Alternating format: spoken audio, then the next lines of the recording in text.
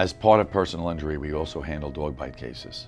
Sometimes it involves very sensitive issues, such as a family friend, a family member, and their dog bites you. The dog doesn't mean anything by it, but unfortunately sometimes whether the dog was aggravated or it has vicious propensities, and when you get bit by a dog, you really don't know where to turn. You don't even know if you have a claim. The dog owner's homeowner's insurance is obligated by law to pay all of your medical bills and all of your pain and suffering. When you get bit by a dog, call us anytime for a free consult. We've been handling these for over 25 years and can guide you through the process.